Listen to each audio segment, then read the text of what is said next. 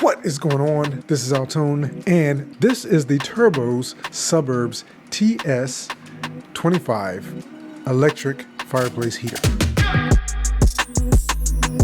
I recently did another review on a fireplace heater, and I saw so much interest in it, and I wanted to share that with you to give you another option if you're looking for an electronic fireplace heater. So of course, this is the Turbro's Suburbs TS25 Fireplace Heater.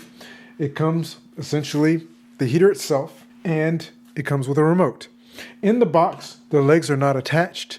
When you receive it, you will need to attach the legs, but that is the only assembly that's necessary, and then plug it in and it works great. One of the wonderful things about this particular heater is that the remote control controls also the temperature. You can turn it on, turn it off, and control your temperature up and down, as well as set a timer for how long you want it to run and adjust your flame brightness straight from the remote without having to touch the heater at all. The other thing that I absolutely love about this heater is if you open the door, this is the actual function display here on the heater. But with the door closed, you can actually see the settings on the display as you adjust them, so you don't have to open the door, but you can actually just look at it and be able to tell what your settings are, what adjustments that you're making without ever touching the heater. Just as with any heater, you're going to want to make sure that you give it some space, but because of the fact that the outside of it is cool, you could pretty much place this almost up against the wall. I would still give it a little bit of airspace, but the outside is fully made of metal. The door, it almost feels like metal, but it's made of a hard plastic. The area that the heat is actually coming from, or blowing from this particular heater, is at the bottom. While it's running, you want to make sure that you do keep some distance between the front of the heater here at the base, and you also want to watch your children and pets around not just this heater but any heater, because you want to make sure that you ensure their safety and that they don't get injured in any way. The inside of the heater, of course, is not hot at all. You can put your hand in and it's not going to injure you in any way. It's just essentially for show.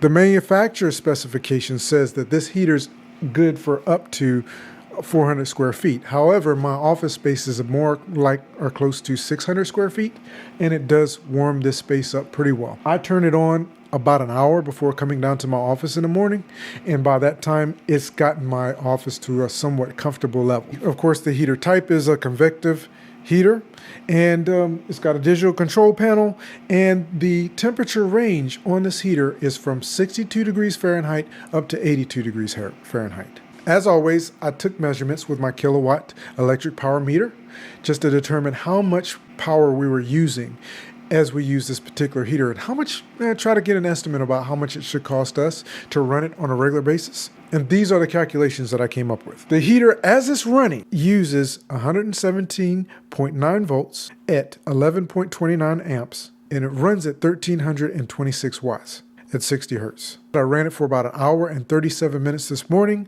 and when I checked, it basically told me I'd used 2.13 kilowatt hours. So I did a couple of calculations just to determine how much that would actually cost us to run it on a regular basis, and this is what I came up with. If the heater's running constantly for a complete hour, it's using 1.32 kilowatt hours per hour, which means if I run it for an 8-hour period, which is about the time that I'm here down in my office space on a daily basis, it actually consumes 10.56 kilowatt hours. And then from that calculation, running it 8 hours a day for 30 days to kind of get an idea of how much it would cost per month to run this heater.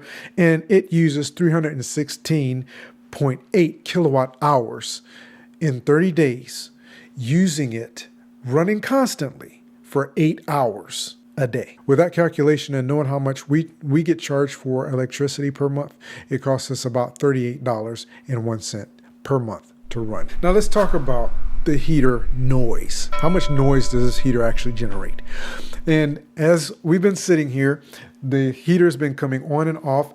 The distance between my microphone here and this heater is probably about 2.5 to 3 feet. And so you've been able to hear what it sounds like. I also did a measurement using Decibel X app on my cell phone to determine, at least get some kind of an idea of how many decibels this heater puts out. At a foot away, it was putting out 48 decibels, but as you know, it doesn't sit a foot away from me as I'm working in my office. It actually sits about 10 feet over there close to the door. And I've done many videos. I've been on video calls and been on the telephone quite a few times and never had anyone complain that they heard the heater running in the background. The 48 decibels that is actually measured a foot away drops by about 8 decibels with it being 10 feet away.